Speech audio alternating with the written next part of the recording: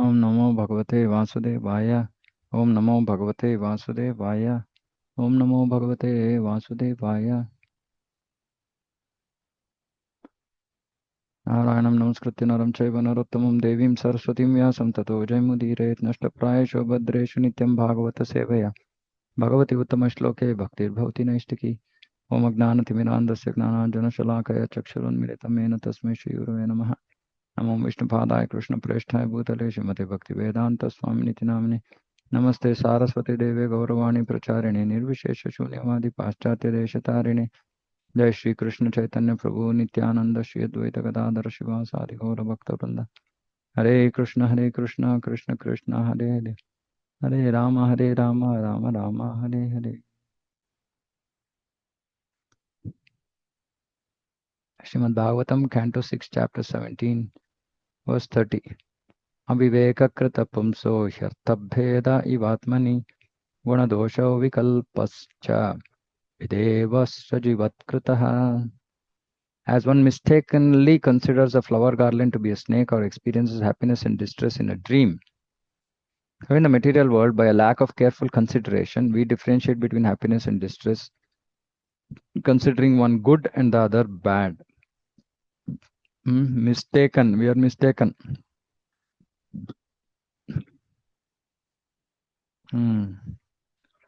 Happiness and distress of the material world of duality are both mistaken ideas. Chaitanya Charitamrita. Dvaite Badra Badrignana Sabha Manodharma. Manodharma. ये bhala, ये manda, ये सब भ्रम. ये bhala, bhala, meaning this is good. ये manda, this is not good. ये सब भ्रम, all this is illusion. The distinctions between happiness and distress in the material world of duality are simply mental concoctions. For the so-called happiness and distress are actually one and the same.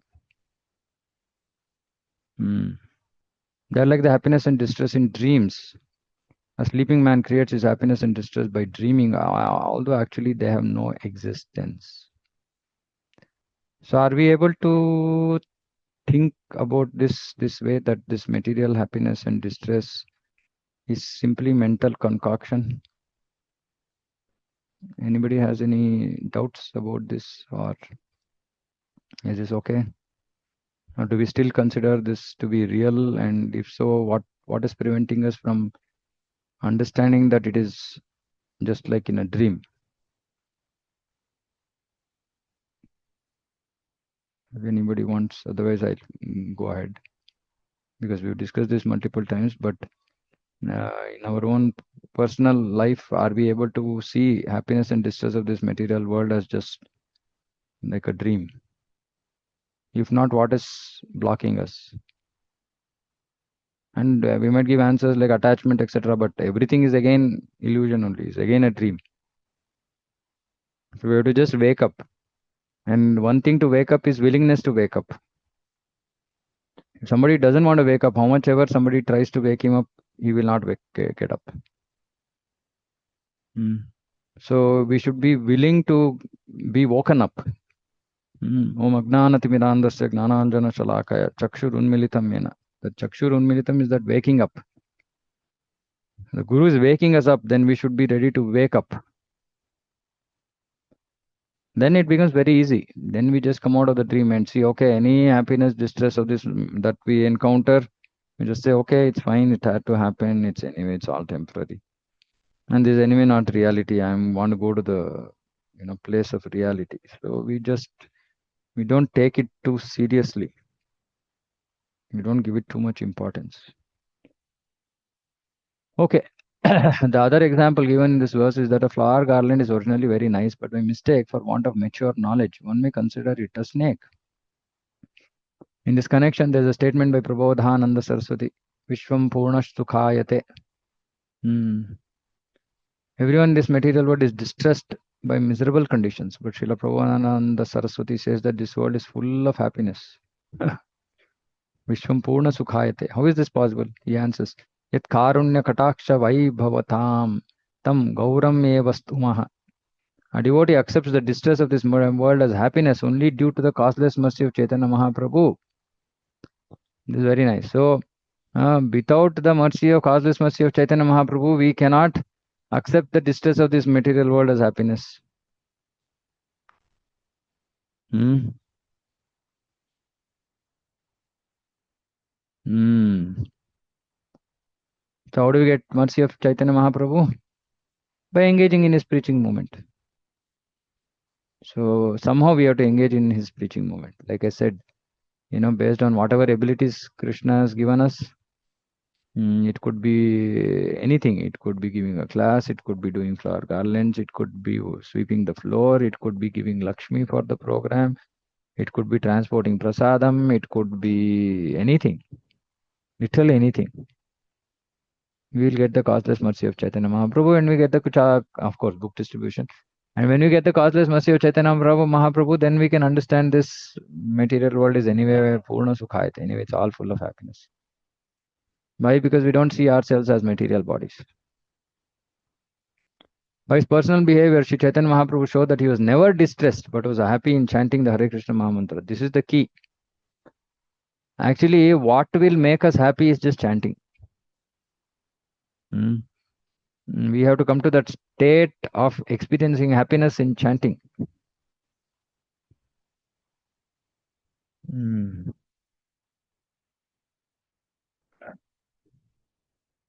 Why will we experience happiness in chanting? What is the reason for us to experience happiness in chanting? Because we will be in constant touch with Radha and Krishna during the chanting. So we will be happy, we'll become happy. So by the mercy of Chaitanya Mahaprabhu, our chanting will improve, and so we will never be distressed. So all those warriors on the field who are distributing books relentlessly for the last 1 month, they will see a difference in their bhakti. They will see at the end of book marathon, they will be, even now they'll be blissful, and it'll continue, and they'll say, no, we don't want to stop book distribution. Already I heard few teams telling me that. Because that happiness is the mercy, causeless mercy of Chaitanya Mahaprabhu, and then you will see your chanting would increase, improve, everything. One should follow in the footsteps of Sri Chaitanya Mahaprabhu and engage constantly in chanting the Maha Mantra. Then he will never feel the distresses of the world of duality. In any condition of life, one will be happy if he chants the holy name of the Lord. This is a fact. Prabhupada, that is why he said, chant and be happy. So this is the secret for happiness. And the secret for happiness is to get the causeless mercy of Chaitanya Mahaprabhu. It's so clear. We just have to make up our mind to get involved. Unfortunately, many devotees are just simply involved in their household work and this and that and all that, but it will not help us make progress. In dreams, we sometimes enjoy eating sweet rice and sometimes suffer as if one of our beloved family members had died, because the same mind and body exist in the same material world of duality when we are awake. The so-called happiness and distress of this world are no better than the false superficial happiness of dreams. The mind is the via medium in both dreams and wakefulness, and everything created by the mind in terms of sankalpa and vikalpa, acceptance and rejection, is called manodharma, mental concoction. So it's just dream. It's all dream. To be able to wake up from the dream, we need causeless mercy of Chaitanya Mahaprabhu, and that will happen by just we not experiencing any distress, we experiencing happiness, this material world, and then realizing that we are part and parcel of Krishna, we don't belong to this world, etc. Amazing. Vasudeve Bhagavati Bhaktim Udvahtam Ranam Gnana Vaidagya Viryanam Nahi Kashchit Vyapashrayah. So Lord Shiva is speaking. Persons engaged in devotional service to Lord Vasudeva Krishna have naturally perfect knowledge and detachment from this material world. Therefore, such devotees are not interested in the so-called happiness or so-called distress of this world. So clearly there's no competition between Shiva and Vishnu or Krishna. Shiva is saying, yes, those who are engaged in devotional service of Krishna, they are naturally perfect knowledge. This is perfect knowledge. To come to doing bhakti to Krishna is perfect knowledge. So they love Gnanam Vairagyam. Vasudeva Bhagavati, another similar Vasudeva Bhagavati, Bhakti Yoga Prayodita. Janeti Ashu Vairagyam. Gnanam cha yada hitukam. Same, similar verse. Here is the distinction between a devotee and a philosopher who speculates on the subject matter of transcendence. A devotee does not need to cultivate knowledge to understand the falsity or temporary existence of this material world. He does not need to cultivate knowledge, Prabhupada is saying. Why? Because of his unalloyed devotion, this knowledge and detachment are automatically manifested. We said this verse. So we don't even have to actually even cultivate knowledge, meaning we don't even have to read books as such to get this knowledge. But we should have unalloyed devotion. Now, why are we reading books and all this? To develop this unalloyed devotion. But one who engages in this unalloyed devotion, Gnana is revealed from within. Janayati, Janayati. It appears. One who engages in unalloyed devotional service to Vasudeva automatically becomes aware of this material world. Therefore, is naturally detached. This is Sambandha Gnana becomes manifest. This detachment is possible because of his high standard of knowledge, which he didn't study. He didn't study and get it. He just developed. The speculative philosopher tries to understand that this material world is false by cultivating knowledge, but this understanding is automatically manifested. See, is manifested in the person of a devotee without separate endeavor. But of course, we should understand that we are not that stage, because we will not do unalloyed devotion. We will do mixed devotion without understanding. So we need to read to understand that mixed devotion is not good, pure devotion is good, etc. But somebody who, because of his previous culture of devotion or whatever, right, if he is able to engage in unalloyed devotion, all knowledge will automatically manifest. The Mayavadi philosophers may be very proud of their so-called knowledge, but because they do not understand Vasudeva Sarvamiti, they do not understand the world of duality, which is a manifestation of Vasudeva's external energy. Therefore, unless the so-called Gnanis take shelter of Vasudeva, their knowledge is imperfect. They simply think of becoming free from contamination of the material world, but because they do not take shelter, the lotus feet of Vasudeva, their knowledge is impure. When they actually become pure, they surrender to the lotus feet of Vasudeva. So, if we are pure, then we surrender. What is the surrender? Surrender means that, simply put, just completely sold out, fully dependent on the Supreme Lord. That's all. Just do whatever he wants, keep other things away, completely depend on him for surviving in this material world, and engage in his devotional service. That's all. Some people who are, because of their material abilities, feel confident about their ability to deal with this material world, solve their problems. In one sense, they're unfortunate because they fail to realize the freedom or happiness in being sheltered at the lotus feet of Krishna. It's just like a small child who sheltered at the by his parents, so it doesn't have any tension. It's just carefree, happily enjoying. But some other child who thinks that everything he only has to do will be under so much stress. So that's the beauty of surrender to Vasudeva. The absolute truth is easier to understand for a devotee than for gnanis who simply speculate. Lord Shiva confirms this statement in the following verse. Naham virinchok na kumara naradau na brahmaputra munayas sureshaha vidamayasya hitam vamshakam shaka na tatsvarupam pratag ishamaninaha. Neither I, nor Brahma, nor the Kumaras, nor Narada, or other great sages who are Brahma's sons, nor even demigods can understand the pastimes and personality of the Supreme Lord. Although we are part of the Supreme Lord, we consider ourselves independent, separate controllers, and thus we cannot understand his identity. Of course, Lord Shiva doesn't consider himself independent, but he's just speaking. Right? Even like Brahma thought he was independent.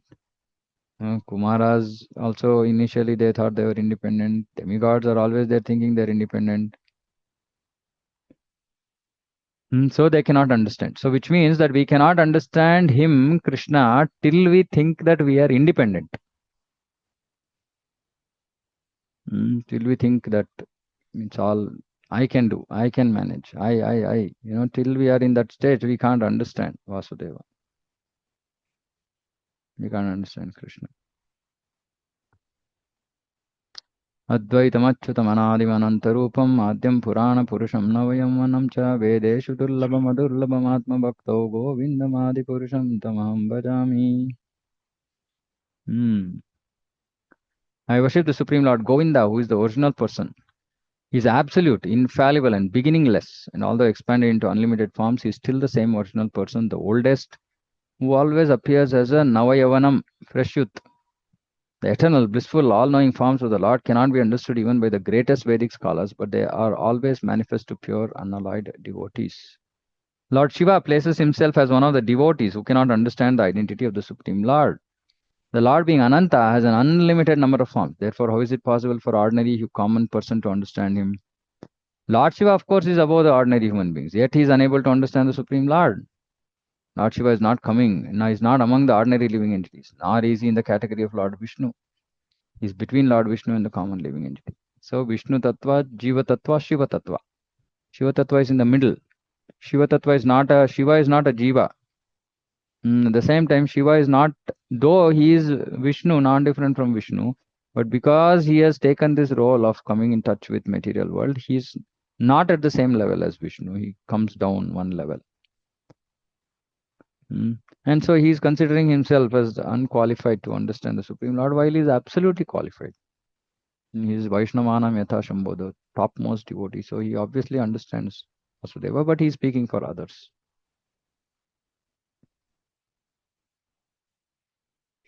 नहीं अस्यास्ति प्रिय कश्चिन्न प्रिय स्वपरोऽपि वा आत्मत्वात् सर्वभूतानां सर्वभूता प्रियो हरिः.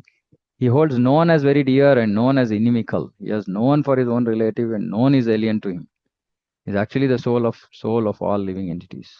Thus he is the auspicious friend of all living entities and is very near and dear to all of them. But still he has his own relatives in Goloka.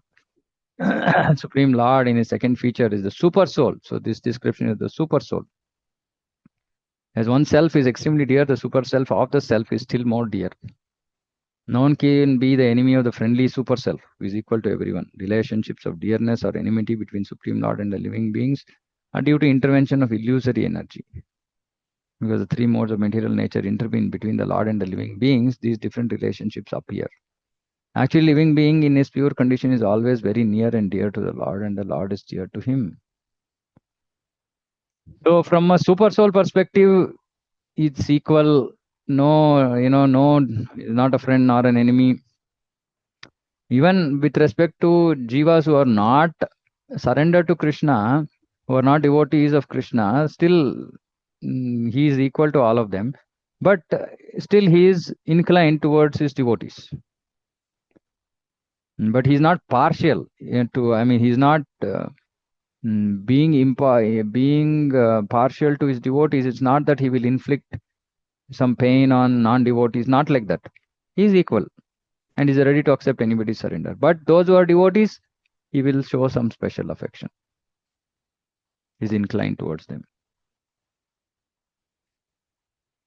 तस्य चायं महाभागश्चित्रकेतु प्रियोऽनुगः सर्वत्र समदृक्षान्तो ह्यहं चैवाच्युतप्रियः तस्मा न विस्मयः कार्यः पुरुषेषु महात्मसु महापुरुषभक्तेषु शान्तेषु समदर्शिषु.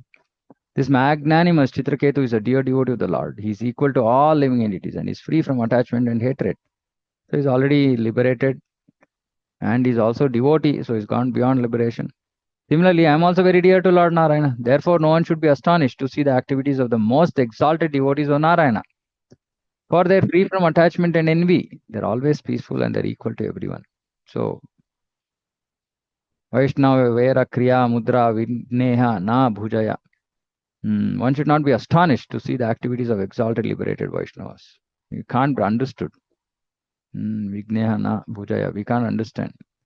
As one should not be misled by the activities of Supreme Lord, one should also not be misled by the activities of his devotees. Both the Lord and his devotees are liberated. They are on the same platform. The only difference being that the Lord is the master and the devotees are servants. Qualitatively, they are one and the same. Samaham sarvabhuteshu namadveshosti na priya ye bhajanti tu maam bhaktya mai te teshu chapyaham. I am impartial, but whoever renders service unto me in devotion is a friend. And I'm also a friend to him. It's clear that the devotees of the Lord are extremely dear to him. See, they're all very dear to Krishna. In fact, Lord Shiva told Parvati, both Citraketu and I are always very dear to Supreme Lord. In other words, both he and I are on the same level as servants of the Lord. We are always friends and sometimes we enjoy joking words between us. When Citraketu loudly laughed at my behavior, he did so on friendly terms and therefore there is no reason to curse him. Thus, Lord Shiva tried to convince his wife Parvati that her cursing was not very sensible. See, this is also true. Like in Chaitanya Charitamrita, we see between Nityanand Prabhu and Advaita Acharya, there is some fight. But we should understand that it's all, it's transcendental. It's beyond. It's not for conditioned souls like us to evaluate. And actually, Krishnadas Kaviraj Goswami says, if somebody takes a side, saying that Nityanand Prabhu is better, Advaita Acharya Prabhu is a rascal. Similarly, even today we might see that, amongst great exalted Vaishnavas in ISKCON, there might be some tu meme between them, but we should understand this is transcendental. We should not get into this. We should not get involved. We should just understand our position, fallen, and just focus on our sadhana. Here is a difference between male and female that exists even in the higher status of life. Gopal is saying, in fact, even between Lord Shiva and his wife, Lord Shiva could understand Citraketu very nicely, but Parvati could not. Thus, even in the higher statuses of life, there's difference between the understanding of a male and that of a female. It may be clearly said that the understanding of woman is always inferior to the understanding of man. And this is just because of attachment, at least in the material world. I don't know what Prabhupada is saying with respect to the spiritual higher. He's saying higher status, which is even amongst demigods, this exists, which is understandable. It may be clearly said that the understanding is inferior. In Western countries, there's no agitation to the effect that man and woman should be considered equal. But from this verse, it appears that woman is always less intelligent than man. It's okay. Till they become devotees. Once they become devotees, no issue. Of course, there are roles, separation. We have to just respect that, that's all. It is clear that Citraketu wanted to criticize the behavior of his friend Lord Shiva because Lord Shiva was sitting with his wife on his lap.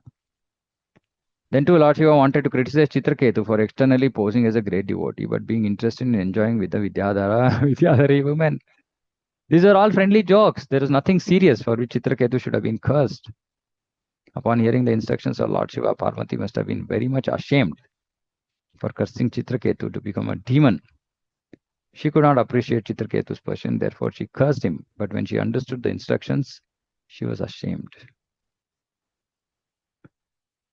Shri Shuka Vacha, iti Shutva Bhagavata Shivasyomadhibhashitam Bhabuva Shantadhi Rajan Devi Vigata Vismaya.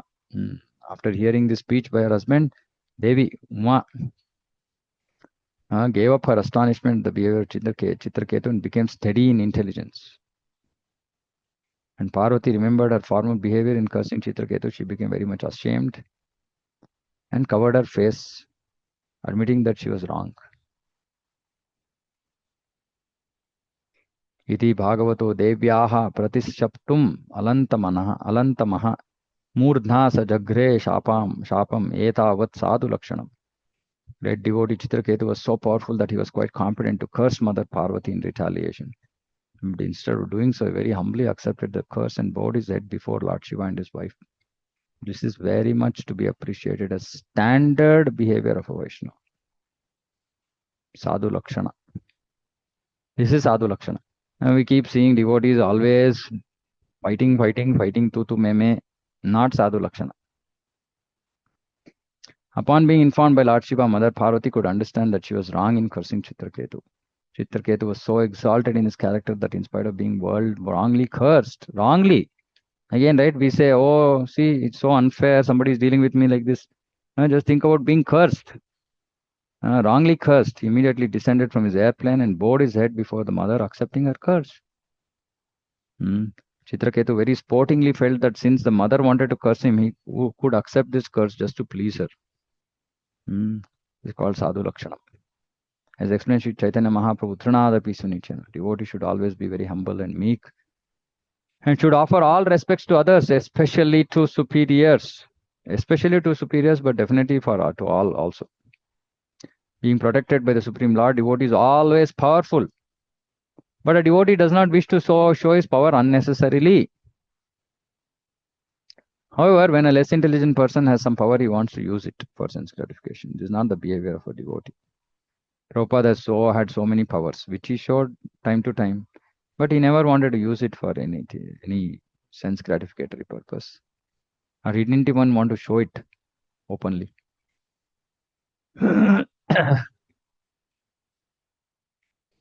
Jagne tvasturdakshinagno danavim yonimashritah vrutra iti abhivikhyato jnanavignana samyutah. Being cursed by Mother Durga Bhavani, that same Citraketu accepted birth in a demonic species of life, although still fully equipped with transcendental knowledge and practical application of knowledge. Gnanam Vignanam. Practical application means not just simply knowing that I'm not this body, I'm spiritual, but practically living on that platform. That is practical application, which is what Vritrasura showed. He didn't come down to bodily platform just because he was born in the body of he got a Sura body. He appeared as a demon at the fire sacrifice performed with Vasta, and thus he became famous as Vritrasura. The word Yoni is generally understood to mean Jati, family, group, or species. Although Vritrasura appeared in a family of demons, it's clearly said that his knowledge of spiritual life still existed. Gnanam Vignana Samyutaha. They were not lost. Therefore, it is said that even if a devotee falls down for some reason, he is still not lost. Once one is advanced in devotional service, his spiritual estates are never lost under any circumstances. Whatever spiritual advancement is achieved continues.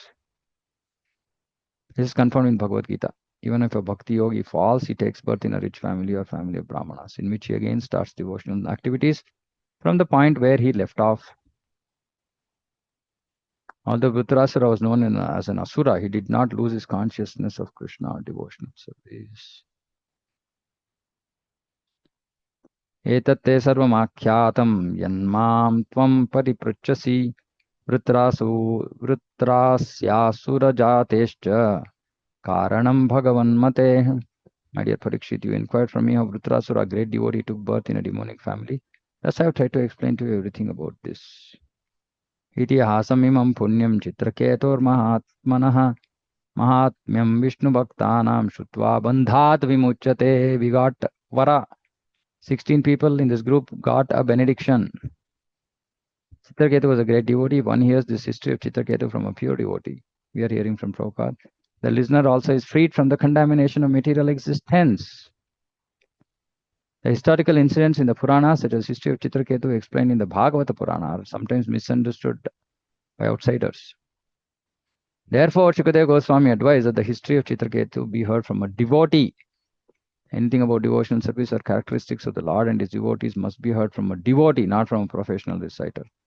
This is advised herein. Sri Chaitanya Mahaprabhu's secretary also advised that one learn the history of Srimad Bhagavatam from a devotee. Yaha Bhagavata Pada Vaishnavairasthane. One should not hear the statements of Srimad Bhagavatam from professional reciters, or else they will not be effective. Quoting from Padma Purana, Sri Sanatana Goswami is strictly forbidden us from hearing from the mouths of non-devotees. Avaishnava Mukhodgiranam Putam Harikatamrutam Shravanam me naiva kartavyam. Sarpochishtam yathapayaha. It will become just like milk touched by the lips of a serpent. It creates poisonous effects if we hear from a non-Vaishnava. One must be a bona fide devotee and then can preach and impress devotional service upon his listeners. He preach and impress. And impress means that people will be impacted by that preaching. या एतत् प्रातर उत्थाय श्रद्धया वाग्यत पठेत् इतिहासं हरिं स्मृत्वा य स याति परमां गतिम्. One who rises from bed early in the morning and recites this history of Citraketu, controlling his words and mind and remembering the Supreme Lord, will return home back to Godhead without difficulty. So if of course, chanting Hare Krishna Mahamantra is good enough, is all in all, will also give us the same result. But no harm in reading this, actually reading all of Bhagavatam. That's why you do Nityam Bhagavata Sevaya, because everywhere there's a benediction in Bhagavatam, that we will go back home, back to Godhead, that we will get purified, that we will get association of devotees. So many benedictions. So, daily read, daily hear, daily chant, we'll achieve perfection. With that, that ends our 6th canto. And Krishna willing, Narsimha willing, from Monday we'll start with 7th canto. The glorious Sri Prahlad Maharaj. So we'll hear. Okay, so we complete this Chitraketu episode. Vrutrasura, Chitraketu, everything done. So anybody has any questions, comments?